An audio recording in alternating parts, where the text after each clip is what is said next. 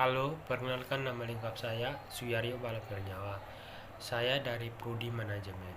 NIM 28 92 35 0036. Mata kuliah Etika Bisnis. Tugas UAS. Nah, di video pembelajaran kali ini saya akan membahas tentang pengertian pekerja dan hak pekerja.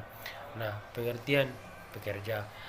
Pengertian buruh atau pekerja bisa kita intip di Undang-Undang Nomor 13 Tahun 2003 tentang ketegangan pekerja atau buruh adalah setiap orang yang bekerja dengan menerima upah atau imbalan dalam bentuk lain. Di sini perjanjian kerja mempunyai 3 unsur. Yang pertama pekerja, yang kedua itu upah, dan ketiga pemerintah. Nah, ketiga unsur tersebut tidak memuat soal tentang kerja, tempat kerja, biasa itu di kantor, di pabrik, atau bahkan di rumah. Nah, kita lanjut. Pengertian pekerja dan hak pekerja. Hak pekerja. Hak adalah suatu yang harus diperoleh karyawan dari perusahaan tempatnya bekerja. Sebaliknya, pemilik bisnis memiliki kewajiban untuk memenuhi hak karyawan tersebut. Hal ini bertujuan agar kesejahteraan para karyawan dapat tercapai dengan baik. Nah, di sini ada beberapa hak pekerja adalah yang pertama, upah atau gaji. Nah, sebagai karyawan atau pekerja kita harus wajib mendapatkan upah atau gaji. Nah, gaji itu adalah gaji saat kita bekerja, sedangkan upah itu adalah di saat kita ada lembur. Nah, yang kedua mendapatkan pelatih kerja. Nah, sebagai karyawan baru ya pastilah kita mendapatkan suatu pelatihan ya. Contohnya kita di suatu perusahaan nih, kita harus dilatih dari awal bagaimana cara bekerja di perusahaan tersebut. Yang kedua, penempatan tenaga kerja. Nah, di sini penempatan tenaga kerja adalah di mana dari awal kita ingin bekerja. Nah, dari situlah kita harus bekerja dari awal apa yang kita inginkan. Contohnya nih, kita mau bekerja di suatu perusahaan buku, tempat cetak buku. Nah, disitulah kita ditetapkan untuk tetap bekerja di tempat itu. Yang keempat, memperoleh kesepakatan dan perlakuan sama. Nah, sebagai karyawan kita harus dapat memperoleh kesepakatan. Contohnya nih dalam pekerjaan, kesepakatan contoh pemilik perusahaan memberikan kita besok libur. Nah, kita harus atau kita besok sebentar lembur. Nah, kita harus itu ada kekompakan atau kesepakatan dari kita semua. Yang kelima itu waktu kerja yang tidak berlebihan. Nah, itu waktu kerja yang tidak berlebihan. Nah, contohnya saat kita bekerja tidak ada yang berlebihan. Yang keenam mendapatkan kesejahteraan. Nah, kita sebagai karyawan ya tentulah mendapatkan kesejahteraan dari pemilik atau perusahaan tersebut. Yang ketujuh, ikut perserikatan pekerja atau buruh. Yang kedelapan, jaminan kesehatan dan keselamatan kerja. Nah, di dalam perusahaan tersebut kita harus bekerja sama dengan baik agar mendapatkan jaminan kesehatan dan keselamatan bagi supaya jangan di dalam perusahaan tersebut tidak ada yang namanya korupsi. Yang ke-8 cuti. Nah, yang ke-9 cuti. Nah, sebagai karyawan pasti dalam hal contoh dalam perusahaan berkeluarga selama 1 minggu. Nah, itulah yang disebut dengan cuti.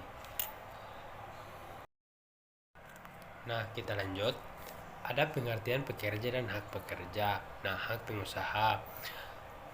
Perusahaan berhak atas hasil dari pekerjaan karyawan. Yang kedua, perusahaan berhak untuk memerintah mengatur karyawan atau tenaga kerja. Yang keempat, tujuan mencapai target. Yang kelima, perusahaan berhak melakukan pemutusan hubungan kerja. Yang kelima itu pekerja atau buruh karyawan jika melanggar ketentuan yang telah disepakati sebelumnya. Nah, perusahaan berhak akan hasil dari pekerjaan karyawan. Nah, perusahaan tersebut itu harus berhak mendapatkan pekerjaan dari karyawan tersebut. Contohnya kita bekerja dengan baik, sebagai karyawan kita bekerja dengan baik. Nah, perusahaan tersebut berhaklah mendapatkan apa yang diinginkan.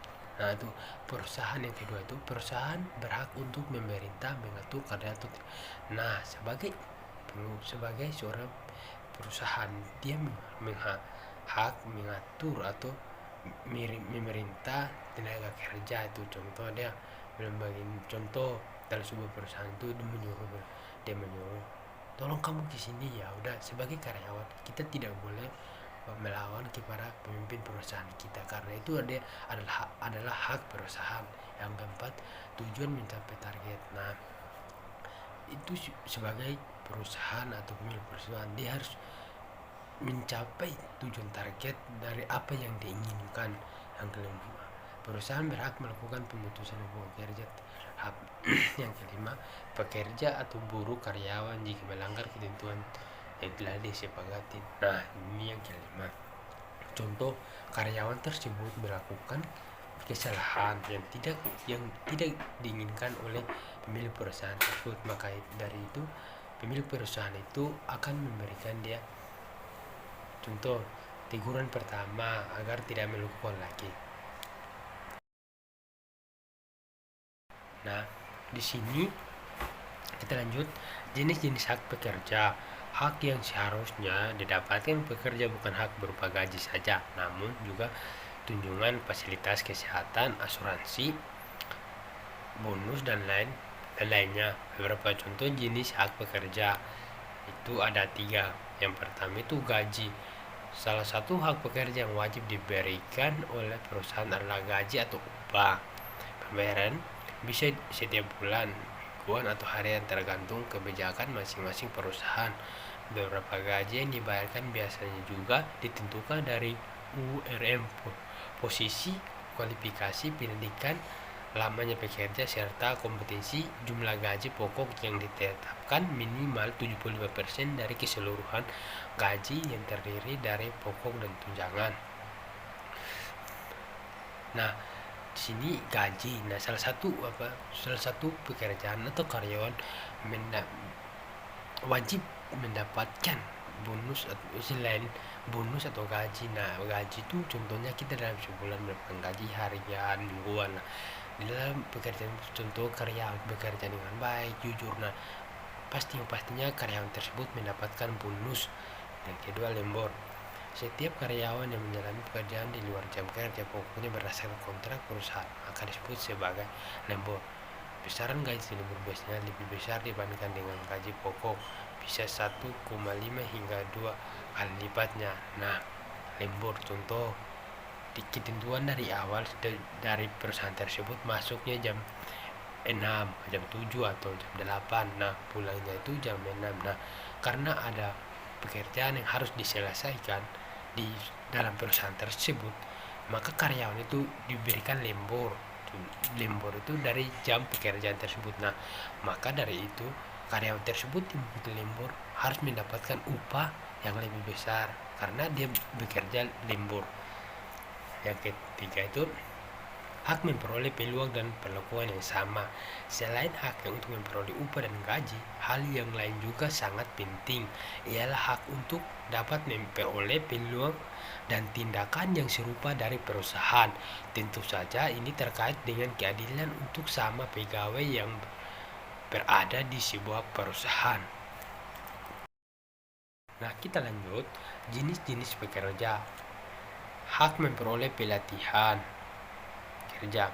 Untuk beberapa orang pekerja bukan hanya memperoleh pendapatan tetap, namun juga menambah dan tingkat pengetahuan. Oleh karena itu, pegawai mempunyai hak untuk memperoleh training kerja sama seperti yang disebutkan pada pasal 11 Undang-Undang Ketenagakerjaan Nomor 13 Tahun 2003 yang mengeluarkan bunyi, tiap tenaga kerja memiliki hak untuk mendapatkan atau tingkatkan atau mengembangkan kapasitas kerja sesuai talenta, ketertarikan dan kekuatannya lewat training kerja.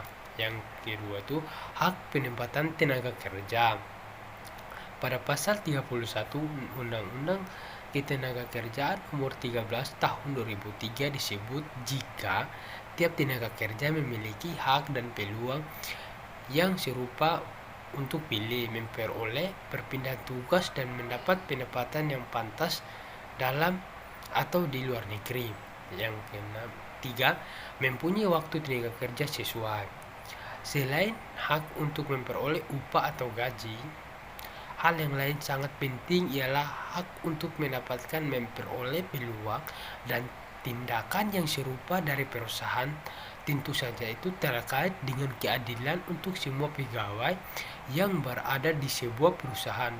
Perhitungan waktu kerja sama seperti tercatat pada Undang-Undang Keterangan Nomor Ketenagakerjaan Nomor 13 Tahun 2003 Pasal 77 Ayat 2 ialah seperti berikut. Nah, waktu kerja seperti diartikan dalam ayat 1 mencakup 7 atau dalam kurung 7 jam dari hari dan 40 jam satu minggu, 66 hari kerja dalam satu minggu, atau 8 jam satu hari dan 40 jam satu hari minggu dan 5 hari kerja dalam suatu minggu. Nah, ada keuntungan dan kerugian dari hak pekerja. Pertama, keuntungan hak pekerja: perlindungan kesejahteraan, keseimbangan kekuatan, perlindungan kesejahteraan dan keselamatan, pemberdayaan kerja, jaminan sosial. Yang kerugian hak pekerja itu biasanya biaya untuk pengusaha, keterbatasan fasilitas, ketidaksejahteraan peluang, potensi penyalahgunaan, pemutusan hubungan kerja yang sulit. Nah, di sini ada contoh-contoh dari penerimaan hak pekerja. Upah yang pertama itu upah yang adil. Pembayaran gaji pekerja sesuai dengan upah minimum yang berlaku atau bahkan melebihi itu berdasarkan kualifikasi dan pengalaman. Yang kedua itu jam kerja yang wajar. Menetapkan jadwal kerja yang sesuai dengan undang-undang dan memberikan waktu istirahat yang cukup. Yang ketiga, istirahat dan cuti. Menyediakan cuti tahunan, cuti sakit, dan memberikan dukungan saat karyawan membutuhkan waktu istirahat. Yang keempat, perlindungan terhadap diskriminasi. Menerapkan kebijakan perekrutan dan promosi yang adil dan tidak diskriminatif. Di sini contoh-contoh dari penerapan hak kerja. Itu keamanan dan kesejahteraan di tempat kerja. Menyediakan perlengkapan keselamatan dan melaksanakan prosedur keamanan di tempat kerja. Yang keenam, kebebasan asosiatif dan hak serikat pekerja. Tidak menghalangi karyawan untuk bergabung dengan serikat pekerja atau asosiasi pekerja. Perlindungan terhadap pemusatan hubungan kerja yang tidak adil. Memberikan pemutusan hubungan kerja yang sesuai dengan hukum dan memberikan pemberitahuan yang cukup. Perlindungan terhadap pelecehan dan intimidasi. Menerapkan kebijakan perekrutan dan promosi yang adil dan tidak diskriminatif. Nah, pengertian dan pekerjaan hak pekerja. Di sini saya akan menyimpulkan kesimpulan. Ketika hak bekerja dihormati dan diberikan perlakuan dengan baik, ini dapat menciptakan peluang kerja yang produktif, memotivasi pekerja dan mengurangi konflik antara pekerja dan pengusaha. Oleh karena itu, perlindungan dan pengakuan hak pekerja menjadi kunci dalam menciptakan kondisi kerja yang adil dan berkelanjutan. Nah, di sini sebagai pemilik usaha atau sebagai karyawan, kita harus saling menghormati satu sama lain. Contohnya, kita sebagai karyawan, kita harus menghormati milik perusahaan tersebut. Begitu juga dengan milik perusahaan tersebut harus menghormati para karyawan bekerja dalam perusahaan tersebut agar pekerjaan tersebut berjalan dengan baik dan perlindungan dan pengakuan hak pekerja menjadi kunci dan menciptakan kondisi kerja yang adil dan makmur. Supaya dalam pekerjaan tersebut bisa berjalan dengan lancar, adil, dan makmur. Sekian dan terima kasih dari video pembelajaran hari ini. Mohon maaf jika ada kata atau kosakata yang kurang jelas. Mohon dimaafkan. Terima kasih.